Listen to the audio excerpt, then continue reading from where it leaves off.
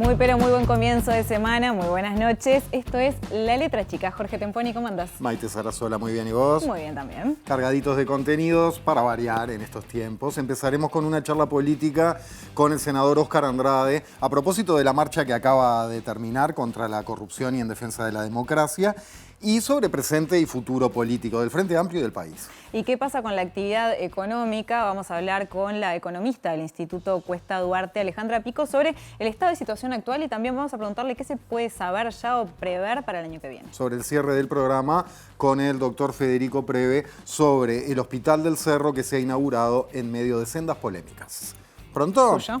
Les recordamos entonces, presentados los contenidos, que esperamos vuestros mensajes por escrito, breves por favor y confirma, quedamos todos contentos, al WhatsApp que es el 092-374-089. Comenzamos ya con el senador Andrade. Óscar, buenas noches, gracias. Jorge? Un gusto estar por acá. Igualmente, charlar siempre contigo. El tema más relevante de los últimos días es la crisis del gobierno, la crisis política, por todo lo vinculado evidentemente al pasaporte de Marcet y a los intentos luego de ocultar cierta información o ciertas informaciones, conversaciones, etcétera. ¿Cómo ha observado usted todo el proceso? ¿Qué visión tiene de lo actuado por el presidente en este asunto?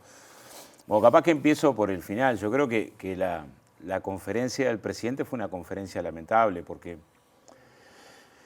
uno podía ubicar en una situación de crisis anterior, cuando él llega de las vacaciones y tiene que dar respuesta a lo de Astesiano, una respuesta muy pobre, porque ahí sostuvo, bueno, Astesiano es un funcionario intachable, que no tenía ningún indicio, un elemento que era insólito de defender, porque en realidad habían salido en tapa de diario las decenas de anotaciones policiales de Astesiano y que después además confirmó la situación el propio secretario de Inteligencia en actas parlamentarias, de que en medio de la transición le comunica al presidente acerca de lo riesgoso de poner a alguien con ese prontuario en un lugar tan delicado. Pero uno ahí puede decir, bueno, venía de las vacaciones, lo agarró el tema desprevenido, pero en este caso tenés una situación de escándalo en la que demoró 3 días en pronunciarse, ¿no? Lo primero que reclamamos era o acelera la vuelta o por lo menos desde Estados Unidos manda un mensaje contundente. Y fíjate que desde que se dio el escándalo hasta ahora, la calle no ha aclarado lo esencial. Fue lo primero que tenía que aclarar. Nos imagina en esa situación decir, bueno, yo no tengo nada que ver, no me involucren, nada que ver con ninguna acción que pretenda ocultar información a la justicia. Nada que ver.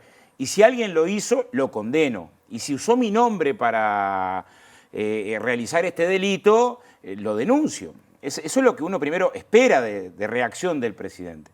Perdón, ahí me meto, Andrade, perdón. Pero por lo que él manifestó en la conferencia de prensa ayer, no pareciera ser el caso. Es decir, cuánto tuvo que ver, cómo tuvo que ver y qué responsabilidad tiene, está por ver si según van las cosas quedará en manos de la justicia. Claro, pero en principio pero no lo aclara, él dice Jorge. incluso, sí, después me comunican que H no aceptó el acuerdo y que quería presentar todo. Dije, bueno, presenten todo. Es decir, da la sensación que él conocía el proceder. Uno arma y lo primero que surge es decir, bueno, no solamente no aclara que no tuvo nada que ver, sino que da indicios de que tuvo que ver. Yo hasta que la justicia no confirme, no voy a decir, fue el promotor de un delito, que sería una situación terrible, ¿no? Que el promotor de esto fuera a la calle. Pero eso es lo que no aclara. Y después, sobre las cosas que se pronuncia, no voy a decir miente, pero digo, está terriblemente mal asesorado, porque en las que sí se pronuncia, dice, bueno, esto no formaba parte del expediente. La hoja, documento protocolizado, no formaba parte del expediente, se demostró que claramente sí formara parte del expediente, pero además no es menos grave que si fuera previo a formar parte del expediente, el destino de ese documento fuera la destrucción. O sea, el momento en el que él dice no es semántico, Y lo otro, para usted es casi semántico en realidad. O sea, no, la gravedad y además no era lo real. otro que para mí es también de una enorme gravedad es que siga sosteniendo algo que es como que en medio de un temporal se permitan dos versiones, que alguien diga llueve y otro diga no llueve. Un temporal, te que si no, llueve. Es que el decreto de Mujica establecía una única salida que era dar el pasaporte. No, claramente no. No en teoría, o sea, en teoría el decreto de Mujica abre 3 escenarios, el escenario de retrasar la entrega del pasaporte, el escenario de dar un documento provisorio por única vez, o el escenario de dar el pasaporte en una condición normal. Esto a todas luces era una condición anormal. Por ejemplo, estaba preso con un pasaporte falso. O sea, ya esa circunstancia llevaba a lo que recomendaba la cónsul, demoren esto. Pero además, la propia aplicación del decreto en situaciones anteriores, yo recuerdo cuando la interpelación, el senador Gandini dice, no, pero ustedes en su gobierno, fíjense que le entregaron el documento y habló del caso de una persona que estuvo presa en China durante 10 años y cuando salió de prisión. No fui a averiguar ese caso, me llamó la atención en el sentido de qué pasó en situaciones anteriores. Primero, los plazos fueron larguísimos de estudio de la situación de esa persona que estaba preso por tráfico en China, pero además de plazos largos, cuando se le entrega, se le da un documento provisorio por único viaje. Para que vuelva a Uruguay. Digo, o sea, no es la teoría del decreto. El decreto en su aplicación, cuando uno encuentra, que no es lo más común, situaciones parecidas, porque en todo caso uno puede decir, bueno, ¿por qué no se le exige a la persona que está en el exterior el certificado de buena conducta en su país? Bueno, porque hay mucha gente que se fue indocumentada en la crisis por razones económicas y que está indocumentada afuera. O sea, fue como turista y quedó trabajando. Entonces, generarle condiciones de dificultad cuando pierde la documentación intenta abrir esa condición general. Ahora, no es este el caso. Nosotros cuando hicimos la interpelación, ¿qué es lo que teníamos arriba de la mesa? Teníamos que, sabíamos que la investigación en curso sobre Marcet había nacido con información desde el Uruguay, desde el Ministerio del Interior. Entonces, nos cerraba mucho cómo el propio Ministerio del Interior es el que le otorga el pasaporte. La otra cosa que políticamente es inexplicable, cómo si a principios de noviembre está esta comunicación entre la vicecanciller y el viceministro, ¿qué se hizo del 2 de noviembre al 25 internamente para levantar la guardia? Para evitar que se diera un pasaporte en las condiciones extraordinarias de velocidad que se dio este. Entonces, tenemos todavía un montón de interrogantes de una situación dramática, porque en realidad la primera situación puede ser, en el mejor de los casos, en el más benévolo de los casos, negligencia extraordinaria. O sea, quienes tenían que levantar la guardia, bajaron la guardia y nos llenaron la canasta de goles. Ahora, de ahí para acá, eso no justifica mentirle al Parlamento, ocultar la información a la justicia, armar una trama para hacerlo. O sea, todo lo demás, un canciller diciendo pierda el celular. O sea, ¿dónde estamos?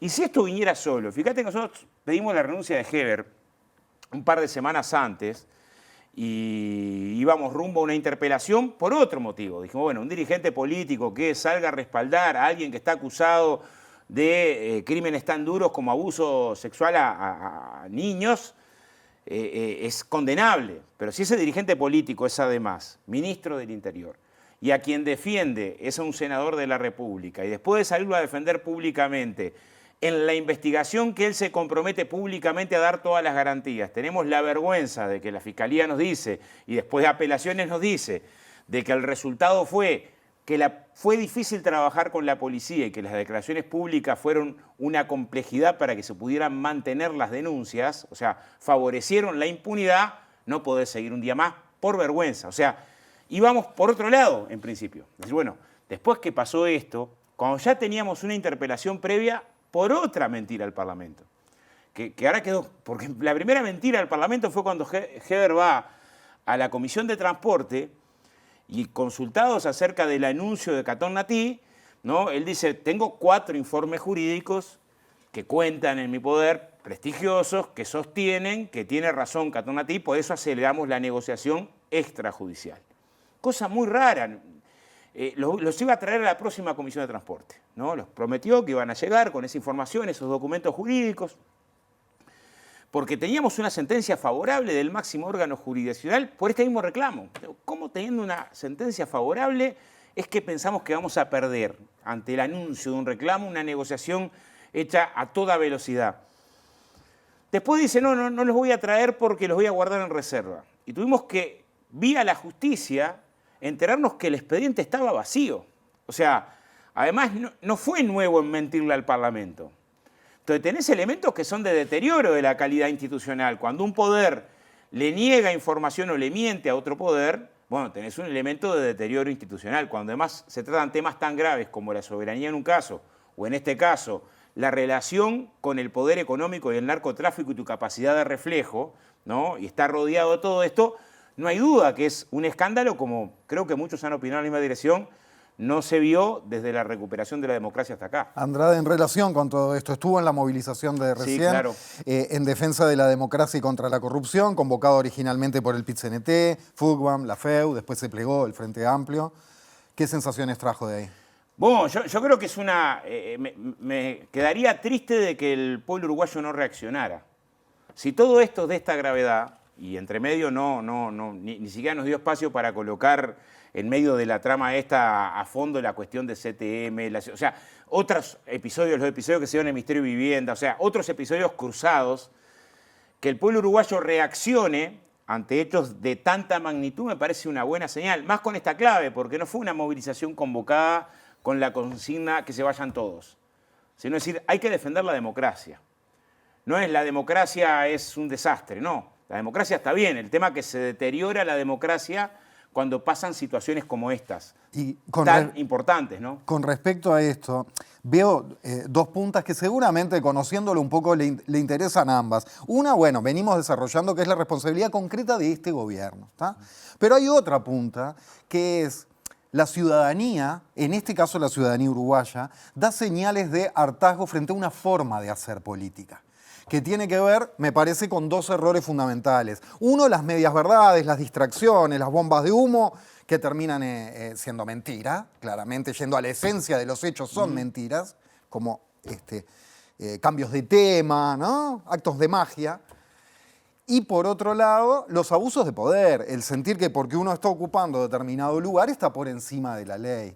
¿Esto llama a reflexión a todo el sistema político, cree usted? Sí, y no solo en Uruguay, en el mundo, las democracias, lo hablamos con Padrón, un día sí, otro también, en este programa, en Sin Fronteras. Son muchas las voces de expertos políticos que hablan de esto, del hartazgo de esos defectos de la democracia, que le hacen mal a las democracias del mundo. ¿Esto es para que abran los ojos todos los políticos y políticas de todos los partidos? Sí, yo creo que en realidad tenés un problema todavía más profundo, que es cómo un sistema económico que tiene los niveles de desigualdad que tiene esto deteriora la democracia. O sea, si vos tenés una parte de los gurises que nacen en la pobreza y con dificultades psicomotrices por mala alimentación, deterioras la democracia. Y mientras tanto, cada vez más dinero en menos manos, en el mundo. O sea, los niveles de desigualdad deterioran. Si tenés segregación territorial, deterioras la democracia y tenés más violencia. O sea, en realidad la reflexión es cómo enriqueces la democracia, y eso implica cuestionar una forma de organización de la economía que produce estos resultados. Ahora, a ver, algunas reacciones hay. Voy a poner un ejemplo. La ley de financiamiento de los partidos políticos, que no es la solución a todos los problemas, pero por lo menos es un avance en la señal de cómo se cuida la política de la relación con el poder económico, se aprobó en diputados cuando venía recontra trancada. No la aprobaron todos los partidos. Bueno, justamente no la aprueba el Partido Nacional, pero los demás partidos la votaron, lo que me parece que es una buena señal en una dirección correcta. Nota al pie, ¿cree que vamos a tener esa ley dentro de poco? Y la idea es votarla, hoy tuvimos bancada, ¿Sí? Es acelerar el tramo para tenerla antes de fin de año votada. O sea, no tendría sentido que se demorara. Bien. Y me parece que en la misma dirección, o sea, darle más recursos a la JUTEP, dar debate sobre el enriquecimiento ilícito, mejorar los controles, ayuda a dar señales políticas. Ahora, en realidad, este es un fenómeno que en el mundo es muy difícil de lidiar con él, ¿no? O sea, parte del debate que tenés es cuánto está estimado. Fíjate que lo que pasa en Salto Grande, ¿no? Que haya dirigentes políticos que fueron electos para un cargo, que atraviesan un escándalo de dimensiones y renuncien al cargo de ediles y no al lugar donde entraron por bajo cuerda, es un mensaje que es triste no solo para el Partido Nacional, o creo que hay uno del Partido Popular también, pero es triste para el Uruguay. Vos decís, pero en general uno entiende la política como la lucha por un ideal. O sea, ¿cómo te vinculás a la política? Por las emociones. No puedo ver gurises buscando para comer un tacho de basura y te organizás social o políticamente para luchar por causas. Para ser un servidor público, claro, ante todo, ¿no? Entonces, se generan señales que son muy complicadas.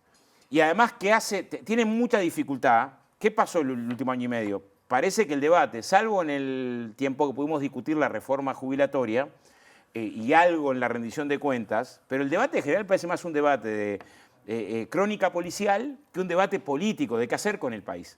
Entonces queda en el segundo lugar proyecto contra proyecto. nosotros tenemos un desafío, el Frente Amplio, sobre todo rumbo a el Congreso, que es volver a darle centralidad a las ideas. Porque antes que pasara todo esto de Marcé, de Astesiano, del Ministerio de Vivienda, de las situaciones en la Comisión Técnica Mixta, del escándalo de Penadez, de Taroco, cada día una distinta, antes que pasaba todo esto, bueno, en el 2022 la economía estaba 2.400 millones de dólares por encima del 2019 y había menos salario, menos jubilación, menos inversión en vivienda, menos inversión educativa. O sea, antes que se dieran estas situaciones todas lamentables desde el punto de vista ético y todas político, de primera plana que llevan a segunda plana. Y entre medio que pasaba esto, se votó una reforma jubilatoria que genera que te hagan trabajar más tiempo para cobrar menos y que el que no llega a trabajar más tiempo se arregle como pueda. O sea, es...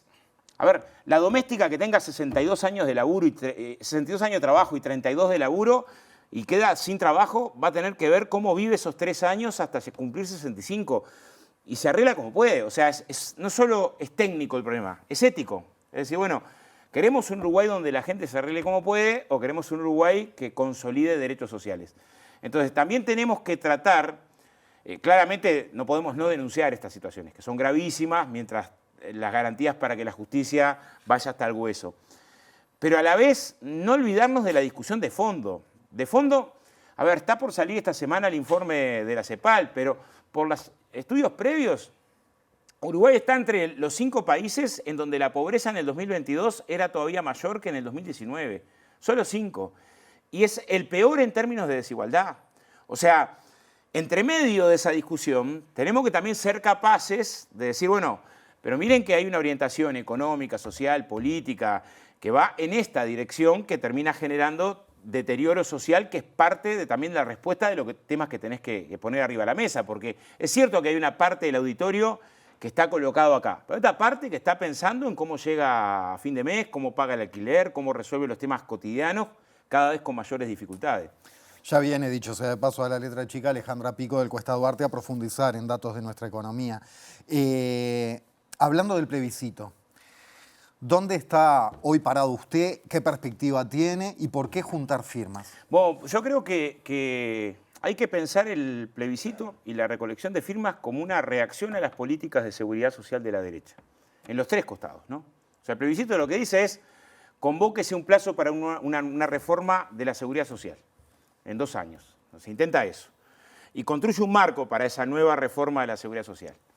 Por un lado dice, venimos de un proceso donde se interrumpió la mejora de las jubilaciones mínimas, que fue histórica en Uruguay. O sea, la jubilación mínima se coloca en una BPC en el 2007 y se triplica del 2007 al 2019. O sea, hay un esfuerzo enorme en ese periodo. Es más, cuando se coloca en una BPC, había decenas de miles de jubilados que no llegaban a una BPC. O sea, que ubicarla en 1.660 pesos, que fue el primer mojón de jubilación mínima, se fue mejorando la jubilación mínima.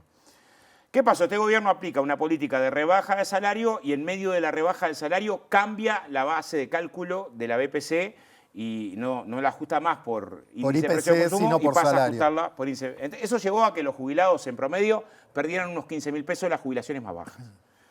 Entonces, en medio de un gobierno que interrumpe el crecimiento de las jubilaciones bajas, y no solamente interrumpe el crecimiento, sino que deteriora la capacidad de compra de las jubilaciones bajas, una medida que diga, en la reforma protéjanme las jubilaciones bajas, con aumento mucho más moderado que los aumentos que tuvieron del 2007 al 2019.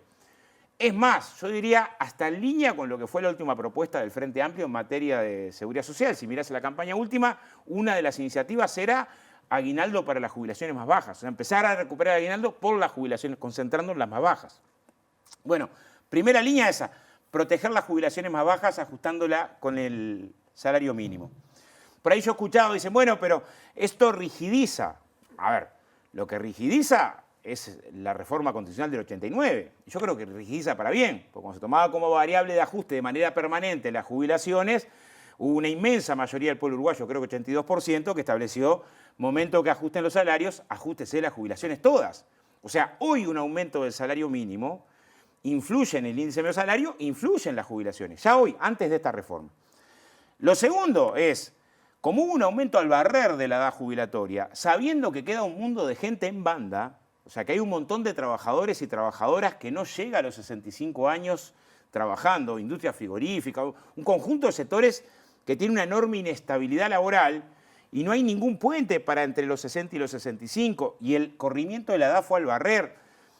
Y al correr la edad no es que te jubilás a los 65. O sea, el uruguayo hoy se jubila a los 64.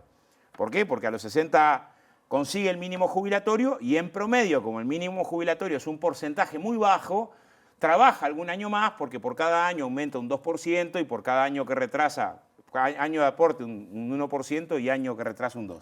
Entonces, para mejorar la jubilación y no irse con una jubilación muy pequeña, mete algún año más. Ahora, esa colina la vas a empezar a trepar a los 65.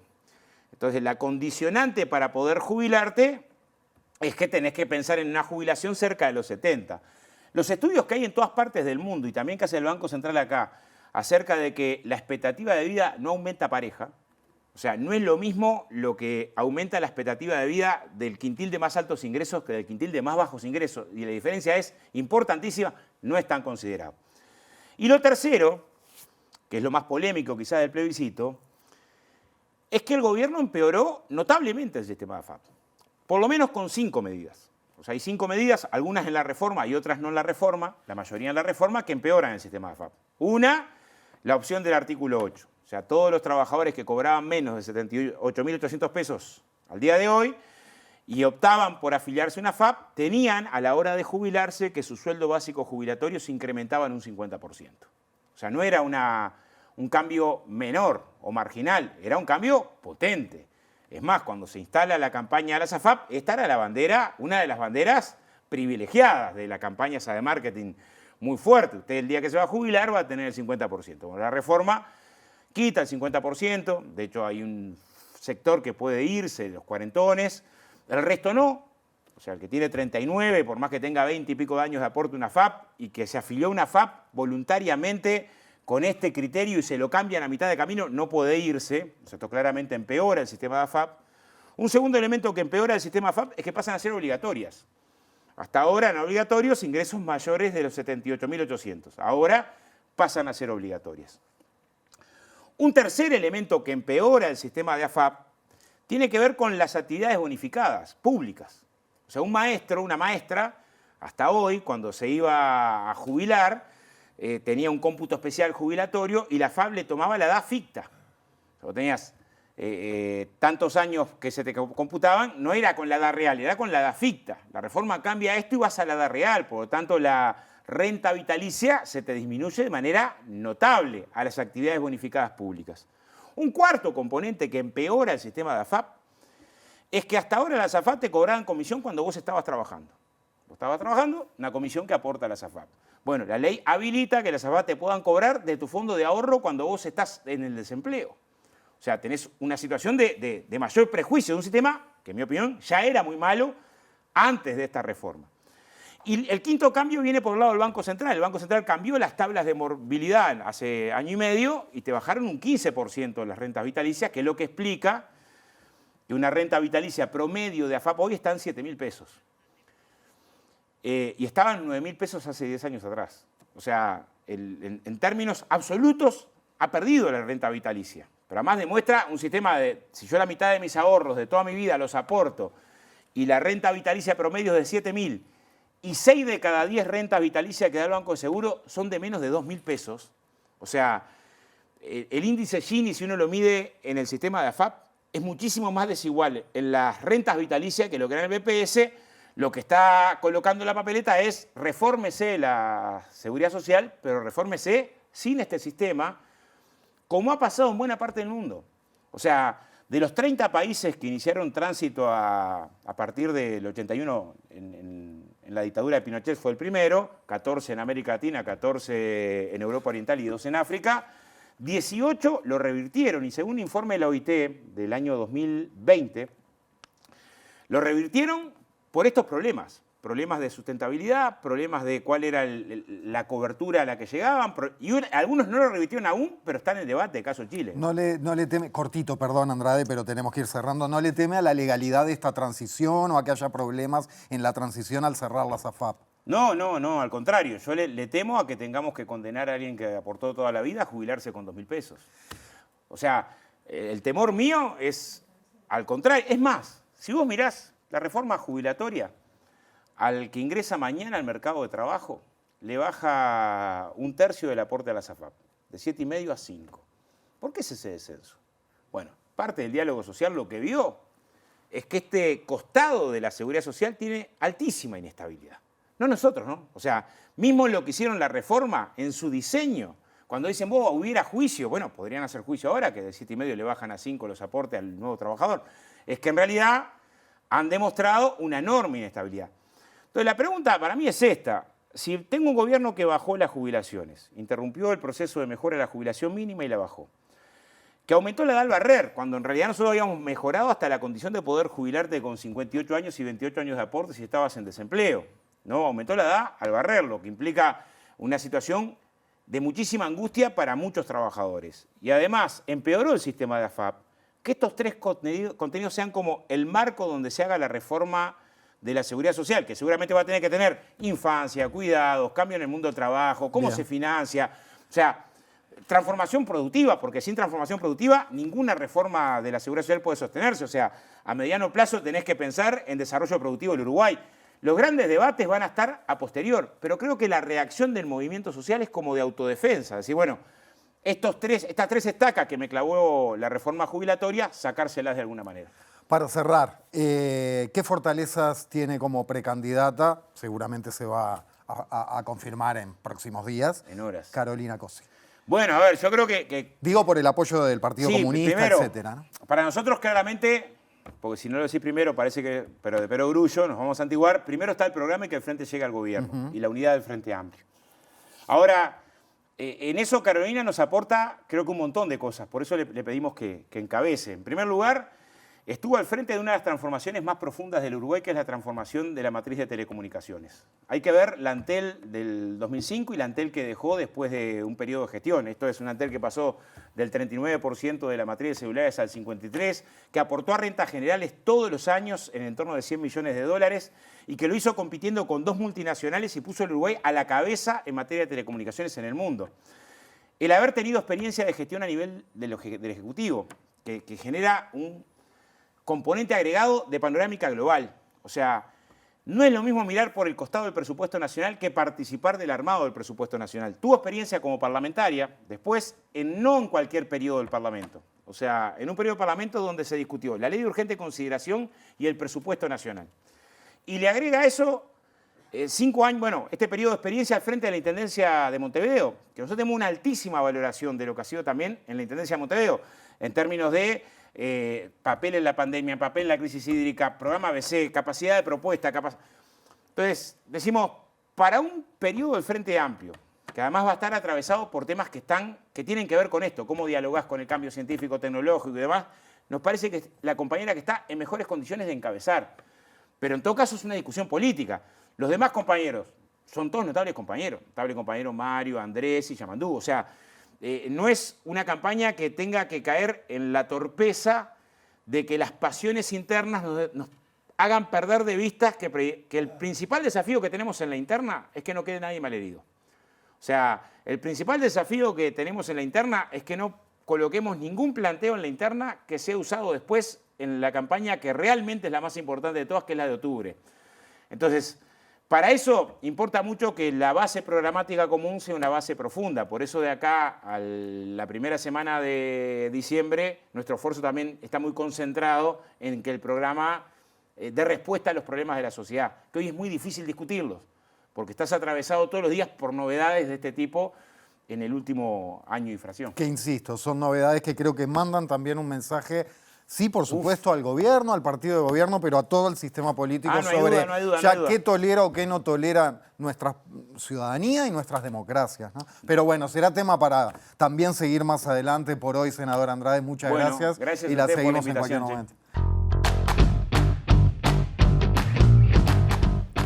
este segundo bloque de La Letra Chica vamos a hablar de números. ¿Con quién? Con la economista Alejandra Pico del Instituto Cuesta Duarte.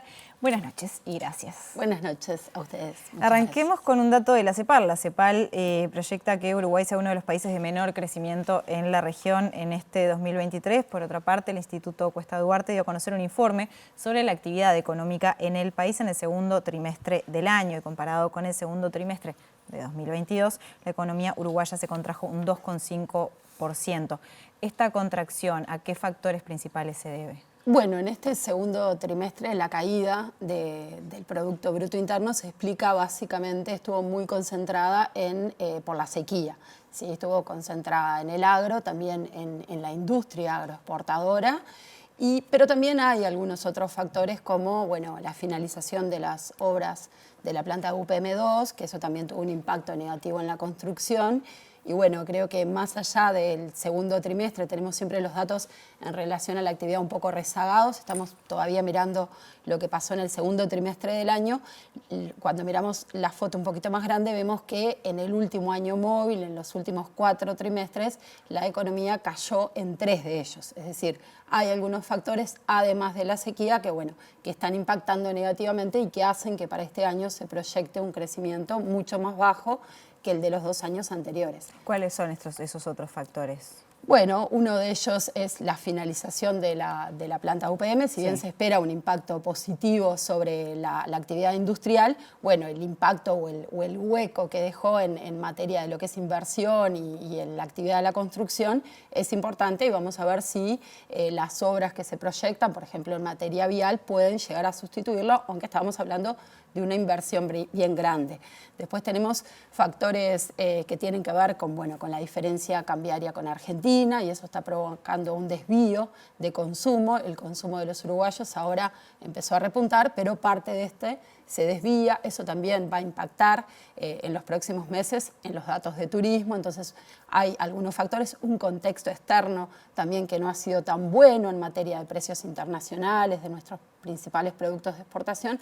Creo que hay una serie de factores que nos están marcando que este año no va a ser tan bueno. El año siguiente seguramente sí, un poco también por efecto rebote, pero de vuelta, sacado esas distorsiones de la coyuntura, vamos a volver a tasas de crecimiento relativamente bajas. ¿Qué es el efecto rebote? Y por ejemplo, en materia agropecuaria, lo que no se consolidó este año se va a dar el año que viene, y en la comparación con este año, que va a ser una base más baja, hay como ese efecto rebote. ¿Y en lo que refiere a 2024, el hecho de que sea un año electoral puede afectar de alguna manera? Y eso puede llegar a impactar en materia de inversiones. Hay planificadas algunas inversiones en materia vial. Que aumenten un poco más. Puede aumentar un poco. Hay que ver también, no todo lo que aumenta los números de PBI después tiene el mismo derrame o impacto en la economía en materia de empleo, en materia de consumo, pero sí pueden haber algunos factores que, siguiendo un poco el ciclo electoral que tiene el gasto público, por ejemplo, en Uruguay, que tengan un impacto un poco positivo sobre la actividad. Ahora que mencionaste lo del derrame, mucho se habla a veces del derrame, ¿no?, de la economía, si a estos les va bien, a los otros entonces eventualmente también. ¿Eso se ve así en Uruguay? Yo creo que eso no se cumple. Creo que hoy es un poco el resultado del modelo que estamos viendo. Se apostó a un modelo de favorecer al mayor o a los capitales, y que eso luego derrame en el resto de la economía.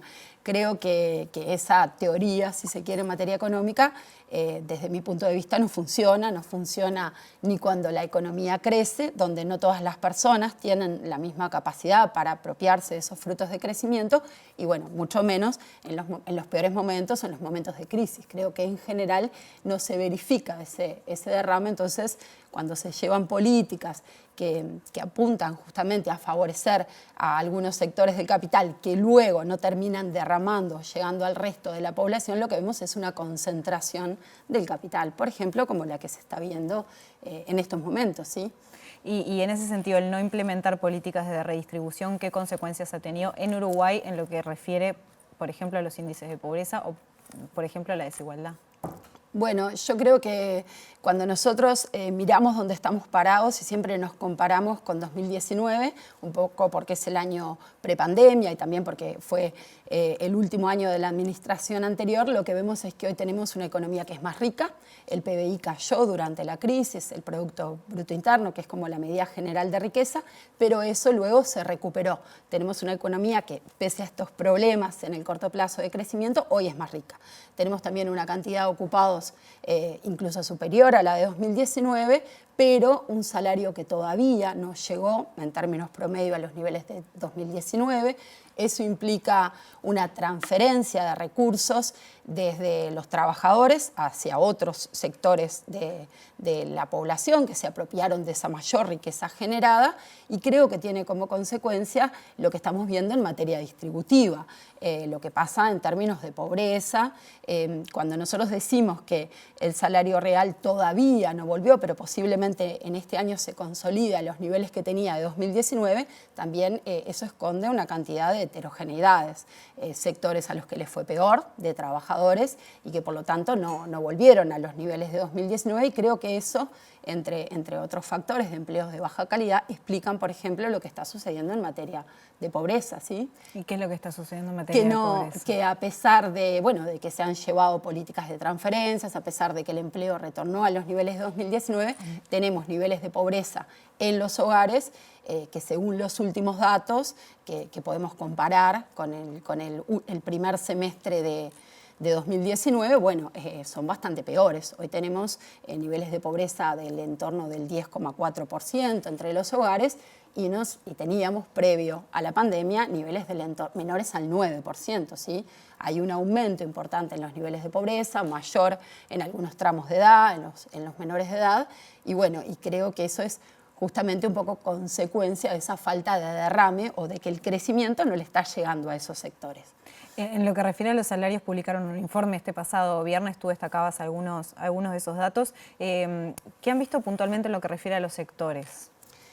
Bueno, a nivel sectorial lo que vemos es que luego, en primer término, a nivel general, a partir de 2020, el salario real tuvo un periodo de 30 meses seguidos de caída. Esto significa que la evolución del salario en plata, en dinero, estaba por debajo de lo que venían creciendo los precios al consumo y el poder... Ganábamos menos. Sí, ganábamos menos en poder adquisitivo, o con lo que ganábamos podíamos comprar menos, teníamos un menor bienestar económico.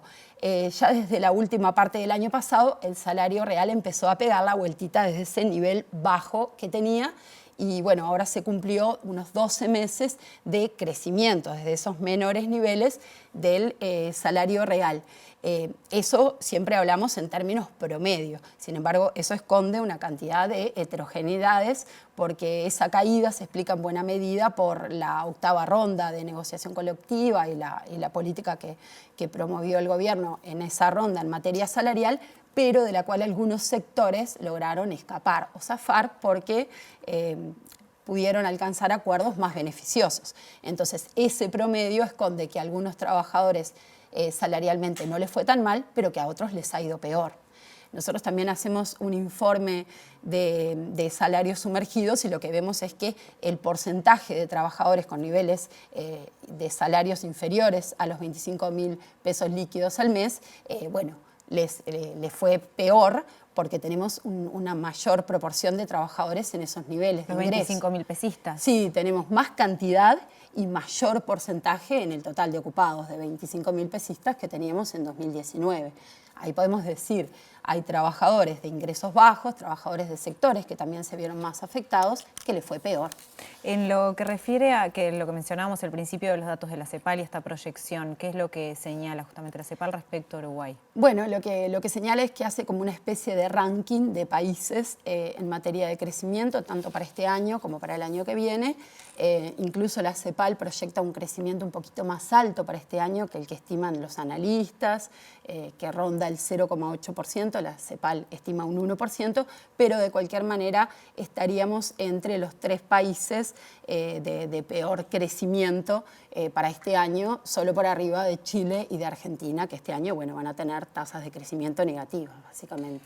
Teniendo en cuenta estos datos de la CEPAL y también lo que mencionabas respecto a pobreza, a salarios y a desigualdad, ¿cuáles te parece que son los mayores desafíos para el año que viene? Bueno, creo que tenemos algunos desafíos de corto plazo y algunos desafíos de mediano plazo.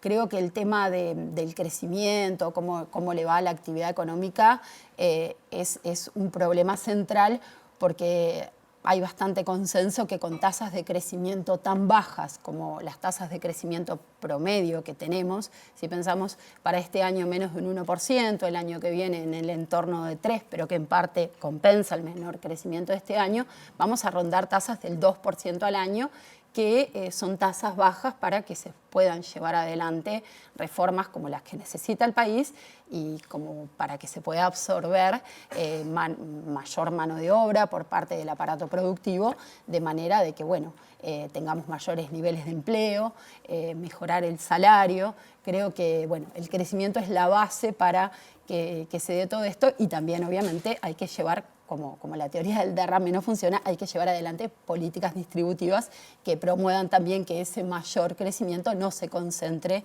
en las manos de quienes tienen mayor facilidad para apropiarse de eso. Sí. Alejandra Pico, economista del Instituto Cuesta Duarte, muchas gracias. Gracias a ustedes. Quédense que ya sigue la letra chica, nos vamos al Hospital del Cerro. Refrescó hoy, ¿eh? Ha sido una jornada un poquito más fresca, venía más linda la primavera. Bien, me saco las ganas de hablar de temperatura antes de decir la hora, 21:52 minutos. Speakers de la vieja escuela. Bien, vamos a tema porque este es el último bloque de La Letra Chica, en vivo en la pantalla de TV Ciudad. El presidente Luis Lacalle Pou inauguró el lunes pasado el Hospital del Cerro, como todos saben. De hecho, cuando había dado la conferencia por toda la cuestión Marcet, dijo: los espero en el Cerro para inaugurar el hospital. Es un emblema, de esta gestión de ACE. Su habilitación se lograría luego de un chequeo de todos los equipos, mientras advierten por falta de cobertura y de elementos necesarios para su funcionamiento. Y hay todo un tema con lo que salió este hospital, porque en octubre de 2020 en la página de ACE se podía leer el costo que tendría el hospital, una inversión para ACE de $3 millones, pero ahora el portal de Presidencia menciona $16 millones.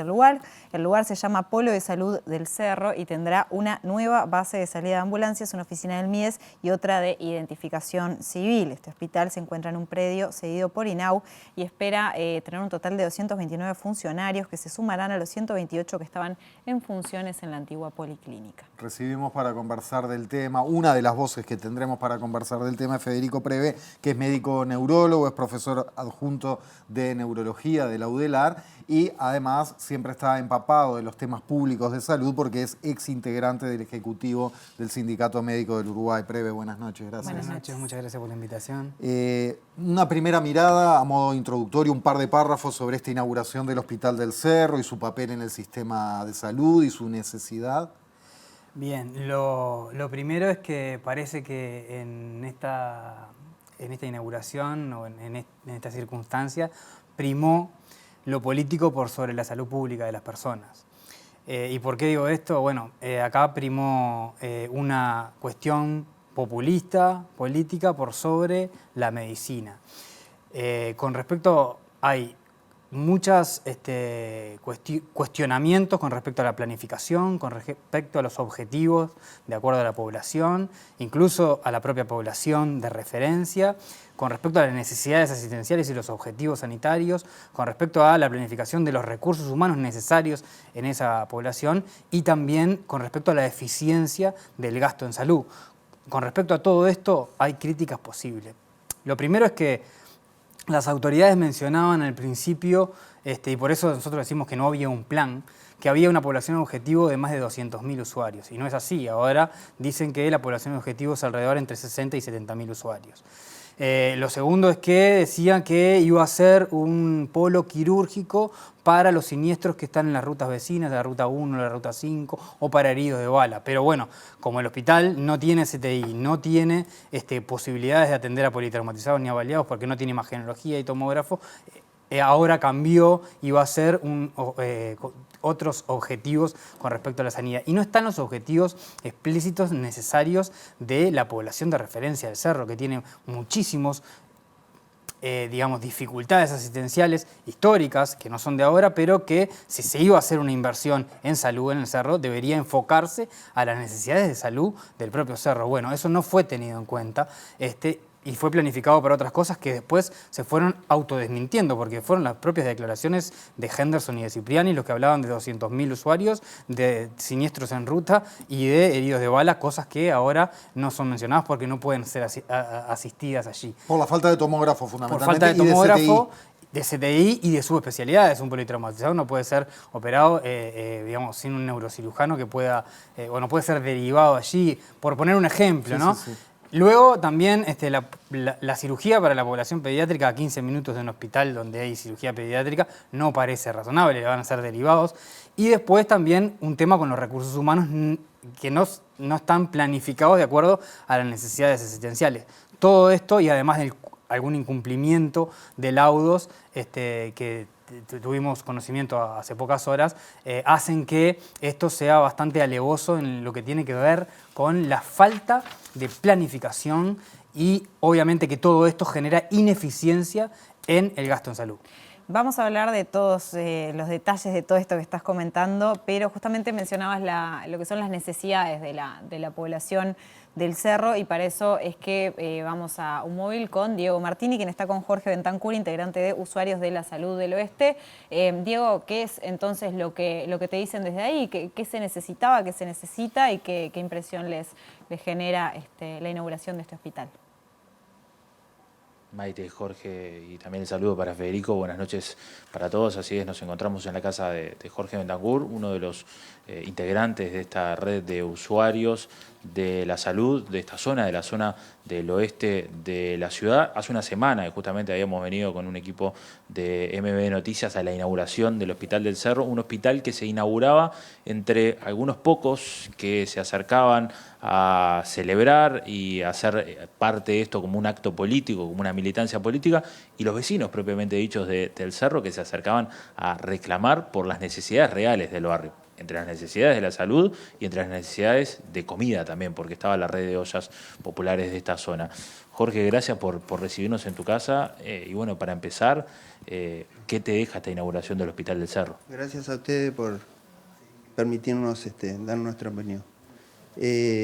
Bueno, nosotros hace muchos años que venimos trabajando, 2 décadas, que venimos trabajando con nuestra organización, que es un colectivo de participación abierta, que ha hecho un diagnóstico participativo en el cual participaron más de 300 vecinos preguntando qué problemas hay, qué propuestas y con qué actores deberíamos trabajar para solucionar los problemas.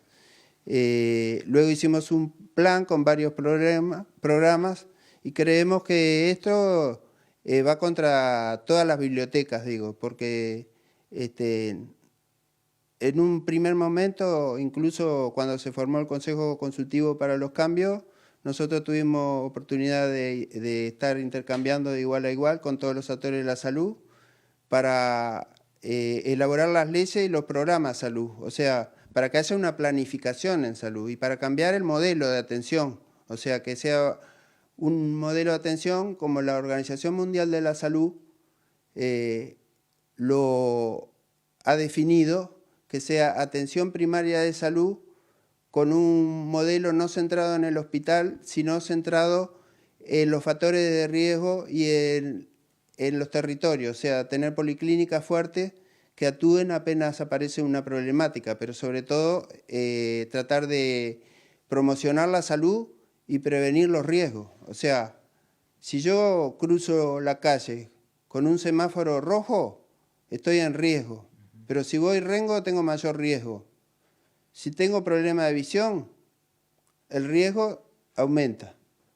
Puede venir el quiebre de salud allí y que haya vamos a decir, a rompernos un codo, como dijo el presidente, y luego lo tenemos que curar. Si nosotros trabajamos en la prevención, porque decimos los factores de riesgo, no tengo salud si no tengo trabajo, no tengo salud si no tengo vivienda, no tengo salud si no tengo educación, no tengo salud si no tengo posibilidad de hacer ejercicio físico, no tengo salud si están contaminadas las playas, no tengo salud si si los animales transmiten enfermedades a los humanos. Jorge, hablamos del cerro, o sea, hoy lo centralizamos ahí en el cerro, en Santín Carlos Rossi y Carlos María Ramírez, pero es una zona de influencia muy grande para distintos barrios, Maracaná, Casabó, Santa Catalina, de personas que necesitan atenderse y que llegar al hospital muchas veces no es la solución porque no tienen cómo llegar o porque médicamente no están aptos para viajar, por ejemplo. El hospital es un segundo nivel de atención. Nosotros desearíamos que fuera un hospital quizás de primer nivel, o lo ideal sería fortalecer todas las policlínicas en los barrios, porque tenemos problemas, por ejemplo, no hay un psiquiatra en la zona. Y la última encuesta que hizo la universidad con la Escuela de Nutrición dio que desde los que tienen problemas de salud mental, el 54,4% nunca vieron un médico. La gente estaba yendo a la Policlínica Maracaná Sur de noche para ver si al otro día de mañana pescaba los 2 números de los nuevos ingresos que estaban dando, pero ahora ya no, como no hay más psiquiatra, no hay ningún ingreso nuevo, digo, hay una lista de espera enorme. Y bueno, y los niños que tienen 2 años esperan 3 años para que lo vea un fonoaudiólogo en el Hospital Pereira. Acá, la Casa de Desarrollo de la Niñez que inauguraron hace poco, le falta fonoaudiólogo, tiene un fonoaudiólogo que se jubila a fin de año y la neuropediatra también se jubila a fin de año. Ya lo saben, no hicieron llamado, o sea que va a empeorar la situación y eso para nosotros es una problemática en una zona que es la cuna del país, nace el 10% de los niños, el 50% en hogares pobres, y solo un 20% tienen posibilidad de ir a un centro educativo de primera infancia. Nosotros, de ese diagnóstico que hicimos y la planificación, surgió la red de primera infancia, que estamos con 40 organizaciones en la zona, tanto de salud que educativa, trabajando todos esos temas. Y muchas veces hemos hecho mesas de trabajo de igual a igual para planificar las cosas en la zona. Y nos parece que esto es como la política de los bomberos, apagando incendios. Porque sentarse en un hospital a esperar la demanda no es la ideal. Nosotros pensamos que, como la misma Organización Mundial de Salud dijo, no da resultado estar esperando en un hospital, no da resultado gastar en alta tecnología. Lo que da resultado es en evitar que la gente se enferme. Nosotros trabajamos en eso, o sea, promocionando la salud y tratando de prevenir el riesgo. Jorge, muchas gracias. Gracias a ustedes. Volvemos a estudios cuando quieran, compañeros. Muy bien, muchas gracias, Diego. Me quedó sonando bastante lo que decía Jorge sobre el tema de que no hay acceso a psiquiatras, por ejemplo, o los gurises que tengan que esperar 3 años para tener consulta con un fonoaudiólogo. Bien, con respecto a eso, era una de las cuestiones que recién comentábamos de la falta de la planificación de los recursos materiales y humanos con respecto a las necesidades. Fue muy claro. Hacer un diagnóstico. Acá no hay un diagnóstico, o sea, no está pensado esta inversión para diagnóstico de la realidad local. El diagnóstico de la realidad local, que muchos conocemos por haber trabajado, porque trabajar en la salud y además, como muy bien recién mencionaba el representante de los usuarios, en el Cerro particularmente hay muchísimo atraso en oftalmología, particularmente para los niños, en neuropediatría y todo lo que tiene que ver con dificultades en el aprendizaje, que no es nuevo, pero si iba a haber una inversión, tendría que ser allí. Licenciados en psicopedagogía, en fonoaudiología, licenciados en enfermería, hay déficit también de licenciados en psicología, de psiquiatría, hay una alta espera también para la consulta en salud mental. Todo esto son necesidades del barrio, no fueron abocadas. ¿No estuvo contemplado nada de esto? Hay un déficit horario, de pediatría, de más de 100 horas semanales de policlínica. Hay déficit horario de medicina familiar y comunitaria, de más de 200 horas de horarios en policlínica, de ginecología. Hay también necesidades no cubiertas, hay atraso para que los niños también puedan ser operados. O sea, hay un montón de cuestiones del barrio que no va a solucionar este hospital. Sin embargo, el hospital, que está muy bonito y la obra luce muy bonita, no aborda los problemas de salud que tiene la gente real que está allí en el cerro. Entonces, digamos, y además empeora lo que es la ineficiencia del gasto, porque va a poner allí gastos en anestesistas, en cirujanos, cuando, por ejemplo, en el Hospital Maciel, que está a 15 minutos en una ambulancia especializada, tiene un bloque de 8 mesas de cirugía, utilizando 5. Y con todas las subespecialidades, con CTI, con imagen. Podrían haberse abierto esas 2 salas para descongestionar los atrasos quirúrgicos y en el cerro hacer un centro de primer nivel potente con todos estos licenciados que mencionábamos que faltan, con el abordaje que se tiene que tener de la medicina preventiva y de la atención primaria en salud y, digamos, planificar un gasto sanitario y los recursos humanos de acuerdo a las necesidades de ese barrio. Se hizo un gasto millonario, que iba a salir 3 y que terminó saliendo 15 millones, para superponer estructuras, cuando sabemos que además hay algunos recursos como la anestesia o incluso la cirugía, que escasean y que esto va a cinchar una sábana corta que va a destender o va a destapar los recursos que se necesitan en otro lugar. Por lo tanto, la duplicación de estructuras, bien lo que trabajamos en salud, sabemos que muchas veces no soluciona problemas, sino que los genera, y esto para nosotros está generando, de hecho generó un problema con respecto a el que se descubría la angiografía del Maciel, que es una cosa importante en un centro de referencia que atiende a patología neuroquirúrgica y bueno, se solucionó a último momento porque se generó un conflicto a partir de la anestesia. Y hoy tampoco siquiera están los recursos de cirugía y de anestesia, ni siquiera estuvo bien planificado para objetivos que aún no sabemos porque no son los objetivos del barrio.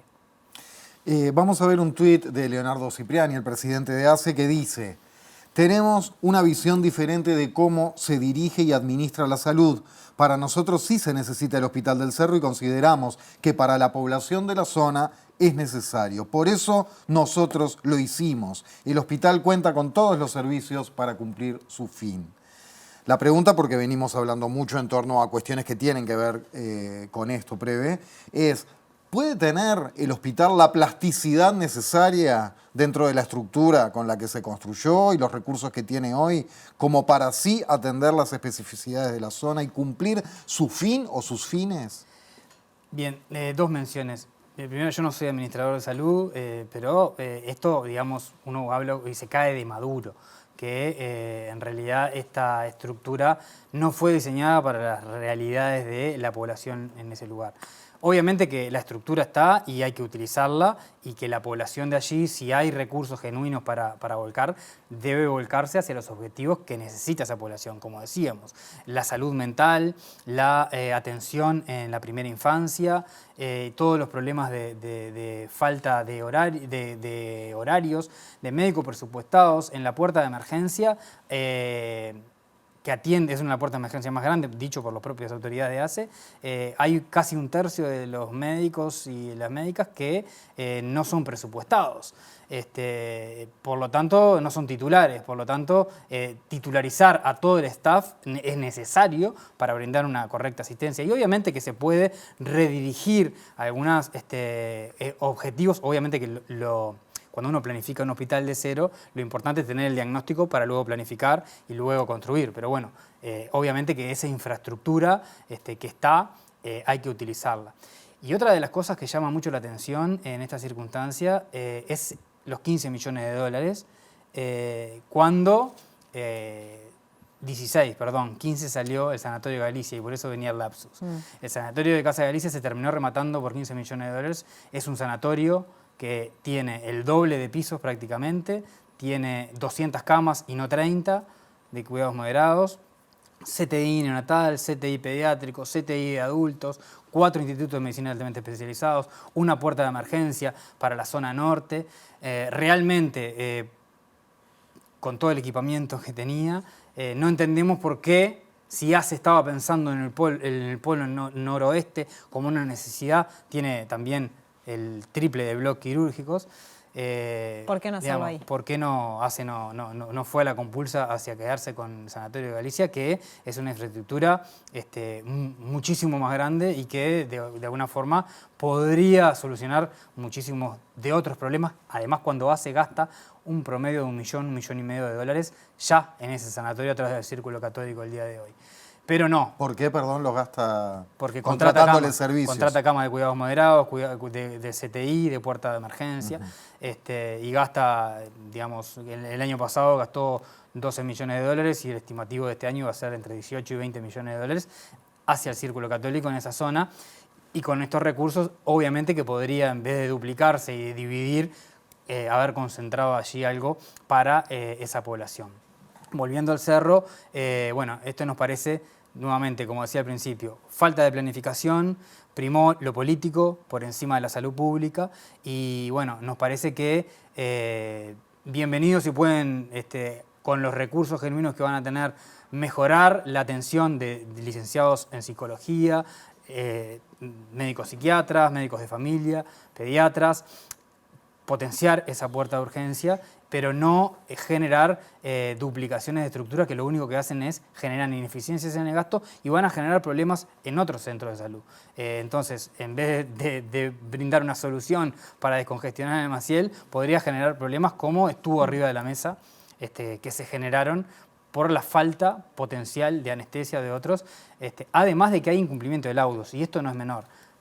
Los cargos que no están firmados todavía van a tener acuerdos que están por fuera de los acuerdos de los consejos salarios con salarios. O sea que acordaron por fuera pagar más para que trabajaran ahí. En particular me consta, porque tengo documentos, de que le pagarían más a los anestesistas, más que incluso que los cirujanos y más que al resto del equipo de médicos. Y bueno, eso va a generar un problema. No, y ahí puede pasar, futuro. Perdón, pero que otros médicos digan, además, bueno, si a los anestesistas les van a pagar tanto más, ¿por qué a mí no? Sí, No claramente. Además de que está por fuera de lo convenido en los consejos salarios, una cuestión que es irregular, digamos.